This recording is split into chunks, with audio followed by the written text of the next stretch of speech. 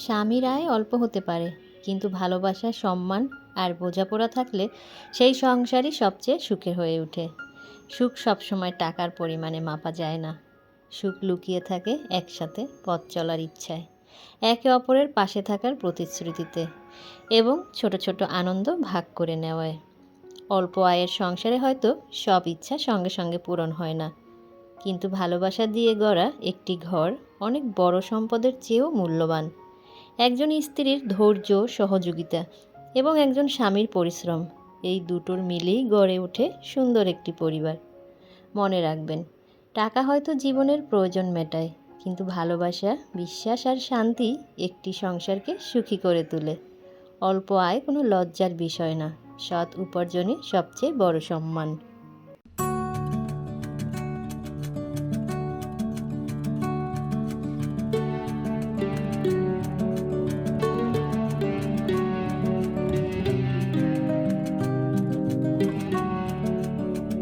বিসমিল্লাহির রহমানির রহিম। আসসালামু আলাইকুম। কেমন আছেন সবাই? বাংলাদেশি ব্লগার লিপি চ্যানেল থেকে আমি লিপি আছি আপনাদের সাথে আমার লাইফের নতুন আরেকটি লাইফস্টাইল ব্লগ নিয়ে হাজির হয়ে গেলাম। আশা করছি যে যেখান থেকে আমার আজকের ভিডিওটি দেখছেন সবাই সুস্থ আছেন, ভালো আছেন এবং নিরাপদে আছেন। আলহামদুলিল্লাহ, আল্লাহর রহমতে আমিও আমার পরিবারের সবাইকে নিয়ে ভালো আছি। রাতে কিছু ফল নিয়ে আসছিল, আম নিয়ে আসছিল আর কিছু পেয়ারা নিয়ে আসছিল। তো আমগুলো হচ্ছে আমি ভিনেগার পানিতে কিন্তু ভিজিয়ে নিয়েছি। তো দেখলাম ভিনেগার শেষ হয়ে গিয়েছে, এজন্য পেয়ারাগুলোতে হচ্ছে আমি লবণ পানিতে ভিজিয়ে নিচ্ছি। ফল নিয়ে আসলে আমি সবসময় এরকম আধা ঘন্টা 1 ঘন্টা হচ্ছে ভিনেগার পানিতে ভিজিয়ে রাখি। যদি ভিনেগার না থাকে তাহলে লবণ পানিতে ভিজিয়ে রাখি। তারপরে ফ্রেশ পানি দিয়ে ভালোভাবে ফলগুলো ধুয়ে শুকনো কাপড় দিয়ে মুছে তারপরে হচ্ছে ফলের ঝুড়িতে রেখে দিই। কারণ আমার মেয়েকে হচ্ছে আমি ফল কেটে দেই, তারপরে হচ্ছে সে নিজের ইচ্ছা মতো অনেক সময় দেখা যায় যে ফল কেটে খায়। তো যদি ধোয়া থাকে ওর জন্য হচ্ছে সুবিধা হয়, সেই কারণেই হচ্ছে আমি সবসময় এই কাজটা করে থাকি। আর এদিকে হচ্ছে ফলগুলো ভিজিয়ে আমি রান্নার কাজে চলে এসেছি। এর আগের ভিডিওতে তো বলেছিলাম যে আমি আমার রান্নার রুটিনটা চেঞ্জ করব। আমি এখন থেকে সকালবেলাই রান্না করব। আর আমার মনে হয় রান্নাটা যদি করা থাকে তাহলে সব কাজ একটু নিশ্চিন্তায় করা যায়। আর যদি রান্নাটা করা না থাকে তাহলে কাজ করতে গেলে একটু তাড়াহুড়া লাগে যে এই কাজগুলো আমি কখন শেষ করব আর রান্নাটা কখন করব। তো আমি তো আগে সকালবেলাই তো রান্না করতাম, এরপরে অসুস্থতার কারণে কিন্তু মাঝখান দিয়ে কয়েকটা মাস রুটিন চেঞ্জ হয়ে গিয়েছিল। তো আবারও হচ্ছে পুরনো রুটিনে ফিরে এসেছি। আসলে এখনও সকালবেলা উঠে রান্নাবান্না করতে একটু কষ্টই হয়, তো তারপরেও এখন থেকে সকালেই রান্নাটা করব, যেহেতু মেয়ের এক্সাম শুরু হয়ে যাচ্ছে, ওকে তো একটু বেশি সময় দিতে হবে। তারপরে ভিডিওর কাজ, আবার বিজনেসের কাজ, সব কিছু তো নিজেকেই সামলাতে হয়। তো এদিকে হচ্ছে ডালটা কিন্তু আমি বসিয়ে দিয়েছি। আর ডাল রান্না করার পরে আমি হচ্ছে ঢ্যাঁড়সটাও ভাজি করে নিয়েছি। আর এই ঢ্যাঁড়সগুলো হচ্ছে গ্রামের বাড়ি থেকে নিয়ে আসছিল। আলিফার পাপা কয়েকদিন আগে বাড়িতে গিয়েছিল। আর এইবার নাকি আমার শাশুড়ি অনেক শাকসবজির গাছ লাগিয়েছে, তো টাটকা টাটকা শাকসবজি কিছু নিয়ে আসছিল, সাথে চাল কুমড়া নিয়ে আসছিল। চাল কুমড়া দিয়ে কাতল মাছ রান্না করেছি। পুঁই শাকও নিয়ে আসছিল, শাকগুলো আগেই খেয়ে ফেলেছি। তো রান্না করতে করতে একটু দেরি হয়ে গিয়েছে। আর আমার যেহেতু একটাই চুলা বলতে আমি তো ইলেকট্রিক চুলায় রান্না করি। আর ইলেকট্রিক চুলায় রান্না করতে একটু সময় বেশি লাগে। ভাতটা রাইস কুকারে রান্না করে নিয়েছি। আর কয়েক মাস হচ্ছে আমি আলিফার পাপাকে দুপুরের লাঞ্চও দিইনি। এখন যেহেতু সকালে রান্না করছি, তো এখন থেকে আবারও হচ্ছে ওকে লাঞ্চ দেওয়া শুরু করেছি। তো ওর লাঞ্চটা রেডি করে নিয়েছি। এরপরে হচ্ছে ঝটপট সকালের নাস্তাটাও রেডি করে নিয়েছি। আজকে খুবই ঝটপট নুডলস রান্না করে নিয়েছি। আর সাথে নিয়েছি দুধ চা। আমার মেয়ে হচ্ছে বায়না করছে, সে হচ্ছে কিউট কাপে একটু চা খাবে। ভিডিওটা আমি শুক্রবারে ধারণ করেছিলাম। শুক্রবারে তো আমার মেয়ের ড্রয়িং ক্লাস, নাচের ক্লাস থাকে, তবে এই মাসে হচ্ছে মানে রানিং মাসে ওর হচ্ছে নাচের ক্লাস অফ যাচ্ছে, কারণ ওর হচ্ছে নাচের যে মিস তার হচ্ছে এক্সাম চলছে। আর ড্রয়িং ক্লাসটা হচ্ছে আজকে মানে শুক্রবারে বিকেলে দিয়েছিল 4টায়, তো সেই কারণে সকালবেলা হচ্ছে একটু ধীরে আসতে খুব সুন্দরভাবে সব কিছু সাজিয়ে গুছিয়ে একটু ভিডিও করার সুযোগ পেয়েছি। আলিফাকে আর আলিফার পাপাকে নাস্তাটা দিয়ে আমি আমার নাস্তাটা রেডি করে নিয়েছি। নাস্তা করার পর এই যে আপনাদের সাথে শেয়ার করছি, আমার ঘরে কিন্তু অনেক দিন পরে নতুন ফার্নিচার এসেছে। আমার মেয়ের পছন্দের একটা ফার্নিচার তাকে কিনে দিতে পেরেছি, আলহামদুলিল্লাহ। আমার মেয়ের অনেক দিনের ইচ্ছে ছিল সে একটা পিঙ্ক কালারের রিডিং টেবিল কিনবে।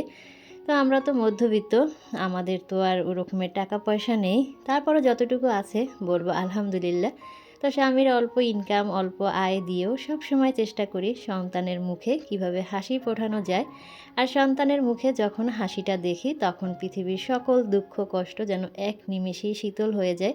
কোনো কষ্টই যেন কষ্ট আর থাকে না মনের ভিতরে। আমার মেয়ের স্বপ্নটা পূরণ করতে পেরেছি। এই কারণে কিন্তু অনেক ভালো লাগছে। মনের ভিতরে অন্যরকম একটা শান্তি লাগছে। আমার মেয়ের চাওয়াটা আমি পূরণ করতে পেরেছি। তবে মেয়ে চাওয়া মাত্রই যে তার চাওয়াটা পূরণ করেছি সেটা কিন্তু না। এটার জন্য তাকে অনেক ধৈর্য ধরতে হয়েছে। সে কিন্তু অনেক দিন যাবতই চাচ্ছিল একটা পিঙ্ক কালারের রিডিং টেবিল। আপনারা তো দেখেছেন আমার মেয়ের একটা রিডিং টেবিল ছিল, তবে সেটা ভাঙা ছিল নিচের দিক থেকে। ও যখন ওটায় লিখতে বসতো তখন ওইটা খুব নড়াচড়া করতো, খুব বিরক্ত হতো। তো অনলাইনে হচ্ছে ও টেবিল দেখে আমাকে প্রায় বলতো যে মাম্মাম তুমি এরকমের একটা পিঙ্ক কালারের টেবিল আমাকে কিনে দাও চেয়ার সহ। কিন্তু ওই যে বললাম আমরা তো মধ্যবিত্ত, আমাদের তো সব কিছু হিসাব নিকাশ করে চলতে হয়। এক পা চলতে গেলেও 10 বার চিন্তা করতে হয় যে ওই পথে চলবো কিনা। আর আমি সবসময়ই চেষ্টা করি আমার মেয়ের যে চাওয়া পাওয়াগুলো সেগুলো পূরণ করতে, তবে সেগুলো প্রয়োজন অনুযায়ী। যখন দেখি যে সেগুলো তার প্রয়োজন আছে শুধুমাত্র তখনই সেই চাওয়া পাওয়াগুলো পূরণ করি। তবে সে চাওয়া মাত্রই যে পূরণ করি সেটাও কিন্তু না।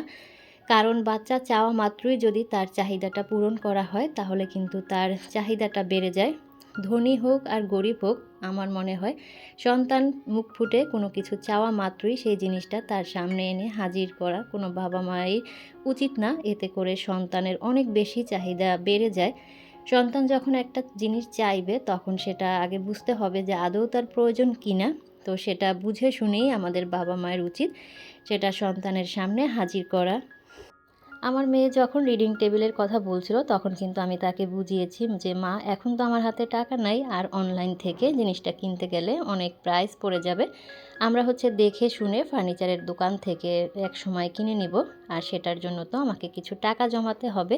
তো তুমিও আমাকে একটু সাহায্য করো টাকা জমাতে, তাহলে তোমার আর আমার টাকা মিলিয়ে তারপরে হচ্ছে বাকি টাকাটা পাপার কাছ থেকে নিয়ে তোমাকে পিঙ্ক কালারের রিডিং টেবিল কিনে দিব।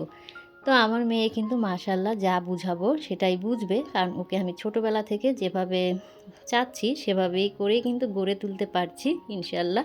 তো এরপরে আমাদের এলাকায় কিন্তু যে ফার্নিচারের দোকান সেখানে আমি অনেক রিডিং টেবিল দেখেছি, তবে পিঙ্ক কালার রিডিং টেবিল চোখের সামনে পড়ছিল না। তো হঠাৎ করেই সেদিনকে দেখলাম যে একটা পিঙ্ক কালারের টেবিল ওই দোকানে এসেছে। এরপরে মেয়েকে নিয়ে গেলাম, দেখলাম মেয়ের পছন্দ হয়েছে। এরপরে আমার কাছে কিছু জমানো টাকা ছিল, আমি টাকাগুলো রেখেছিলাম মেয়েকে টেবিল কিনে দিব। তো সেই টাকা দিয়ে ও টেবিলটা অর্ডার করে আসি এবং পরবর্তীতে যে টাকা বাকি ছিল সেটা হচ্ছে আলিফার পাপার কাছ থেকে নিয়ে তারপরে হচ্ছে আমি টেবিলটা নিয়ে এসেছি। তো আমি যে মেয়েকে এভাবে শেখাচ্ছি, আবার মেয়ে যদি দেখা যায় যে অনেক সময় অনলাইন ঘাটাঘাটি আমি যখন করি চোখের সামনে অনেক কিছু ওর পড়ে, তো তখন আমাকে বলে যে এটা কিনে দাও। তো আমি হচ্ছে যখন দেখি যে এটা তার প্রয়োজন নেই তখন তাকে সেটা আমি সুন্দরভাবে বুঝিয়ে দিই যে মা এটা তো তোমার প্রয়োজন নেই, এটা দিয়ে তুমি কি করবে, অহেতুক অপচয় হবে, আর তুমি তো জানো যে অপচয় করা ভালো না। তো আমার মেয়ে কিন্তু সেভাবে বুঝে। তো আমি যে আমার মেয়েকে এভাবে শেখাচ্ছি এতে করে কিন্তু আমার মেয়ের দুই দিক থেকেই লাভবান হচ্ছে। একদিক থেকে সে যে সঞ্চয় করার যে একটা প্রচেষ্টা, যে একটা জিনিস টাকা জমিয়ে কিনতে হবে, সেই আগ্রহটা কিন্তু তার ভিতরে জমতেছে, সঞ্চয়ের প্রতি আগ্রহ হচ্ছে।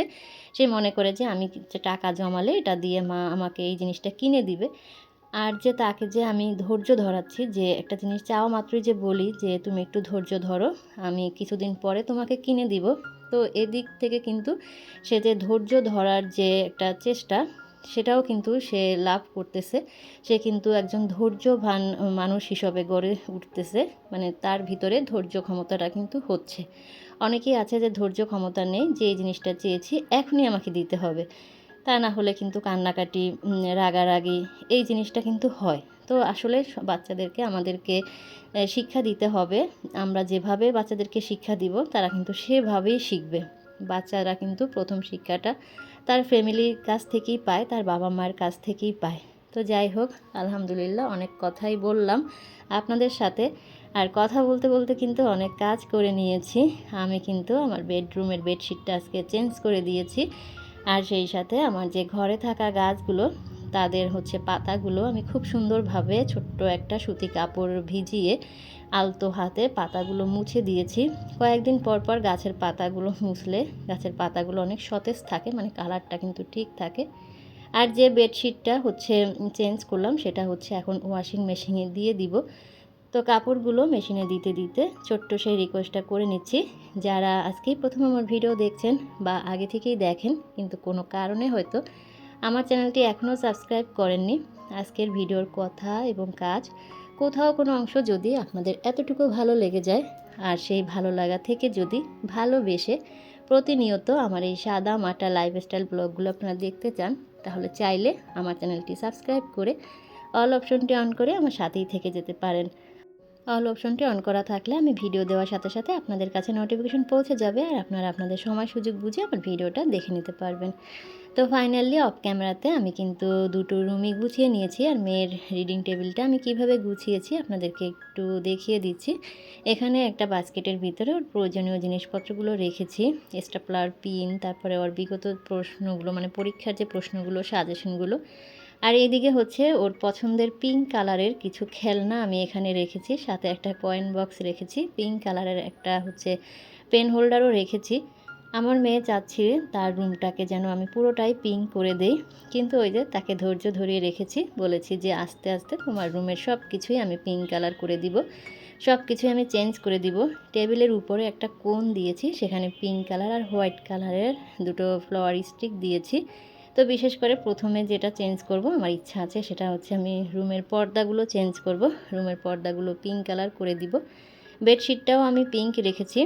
আর বেডের সাইডের ওয়ালে আমার কাছে কিছু হেক্সাগন সেট ছিল নিজের হাতের তৈরি, সেগুলো লাগিয়ে কিছু খেলনা ওখানে রেখেছি আর একটা ফেয়ারি লাইট দিয়েছি। যেহেতু বাচ্চার রুম, বাচ্চাদের খেলনা দিয়েই সাজিয়ে নিয়েছি।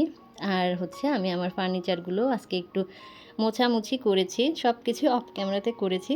আসলে ক্যামেরা অন করে কাজ করতে গেলে তো অনেক সময় লাগে, এত সময় নিয়ে ক্যামেরা ধরে কাজ করার ধৈর্য এখন আর নেই।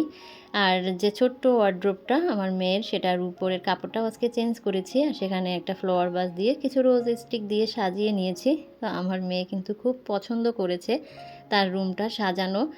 আর কেমন লাগছে আমার মেয়ের রুমটা অবশ্যই কিন্তু আপনারা কমেন্টস করে জানিয়ে যাবেন, আপনাদের কমেন্টসের অপেক্ষায় রইলাম। আর আমার সেলাই মেশিনটা রাখার কোথাও জায়গা নেই, এই কারণে হচ্ছে এই রুমেই আমি সেলাই মেশিনটা রাখি, যদিও সেলাই মেশিনটা খুবই বেমানান আর এটা একেবারেই অপ্রয়োজনীয়, আমার কোনোই কাজে আসে না।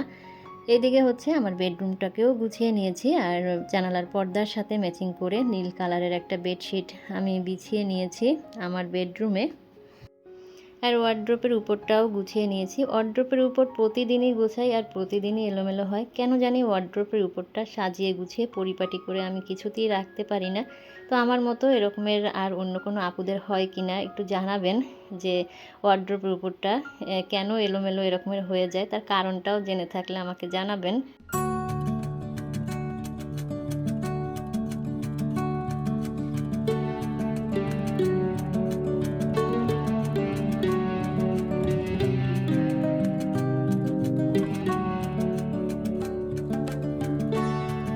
সব কিছু পরিপাটি করে গুছিয়ে নিয়েছি, ঘরটাকে কিন্তু আমি ঝাড়ু দিয়ে নিয়েছি। এরপরে অফ ক্যামেরাতে আমি কিন্তু ঘরও মুছে নিয়েছি, সেগুলো কিন্তু আপনাদের সাথে আর শেয়ার করিনি। তো আমার রুম দুটো সাজানো কেমন হয়েছে আপনারা কিন্তু অবশ্যই জানাবেন। আর গাছগুলো আমি রেখেছি, গাছগুলোকে যেহেতু আজকে পাতাগুলো মুছে দিয়েছি অনেক বেশি ফ্রেশ লাগছে গাছগুলোকে। আমার রুমে যাওয়ার পথে যে একটু জায়গা আছে, সেই জায়গাটাকেও কিন্তু আমি সাজিয়ে নিয়েছি গাছ দিয়ে। আমার অনেক দিনের ইচ্ছা ছিল যে এই জায়গাটাকে একটু গাছ টাছ দিয়ে খুব সুন্দর করে সাজাবো, জায়গাটা একদমই সাদামাটা হয়েছিল। আর ওয়ালে হচ্ছে আমি একটা ওয়ালমেট আর একটা বেতের মিরর দিয়েছি, এখন কিন্তু এই জায়গাটা দেখতে অনেক সুন্দর লাগছে। আমার ইচ্ছে হয় ঘরের কোনায় কোনায় সব জায়গায় যদি আমি গাছ রাখতে পারতাম তাহলে খুবই ভালো হতো। তো আজ এই পর্যন্ত, সবাই সুস্থ থাকবেন, ভালো থাকবেন, দেখা হবে নেক্সট ভিডিওতে। আল্লাহ হাফেজ, আসসালামু আলাইকুম।